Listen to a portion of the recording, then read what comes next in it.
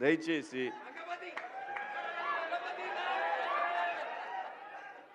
ఇంకో విషయం చెబుతున్నా, అమ్మాయిలు హీరోయిన్లు ఏ బట్టలు పెడితే వేసుకొని పోతే మనమే దరిద్రం అనుభవించాల్సి వస్తమ్మా.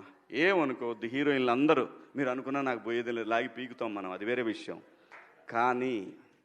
కానీ మీ అందం చీరలోనో, మీ అందం నిండుగా కప్పుకునే బట్టల్లోనే ఉంటుంది తప్పితే సామాను కనపడే దాంట్లో ఏముండదమ్మా.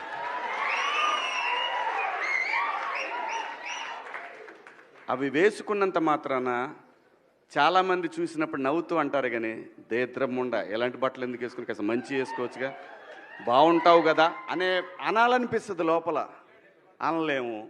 అంటే మళ్ళీ స్త్రీ స్వాతంత్రం లేదా స్వేచ్ఛ లేదు. స్త్రీ అంటే ప్రకృతి, ఎంత అందంగా ఉంటే అంత గౌరవం పెరిగిద్ది. ఈ ప్రకృతి అద్భుతంగా ఉంటుంది. అలాగే స్త్రీ మా అమ్మ చక్కగా ఎప్పటికీ గుండెల్లో కనపడతా ఉంటుంది, ఒక సావిత్రమ్మ కానీ ఒక సౌందర్య కానీ.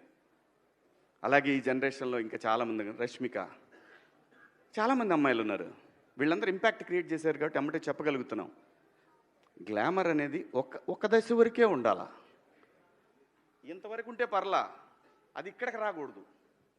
నేనేవాళ్ళే కానీ చెప్పడానికి మళ్ళీ అందరు రేపు పొద్దున పెద్ద పెద్ద వాళ్ళంతా బయలుదేరతారు, మాకు స్త్రీ స్వేచ్ఛ లేదు.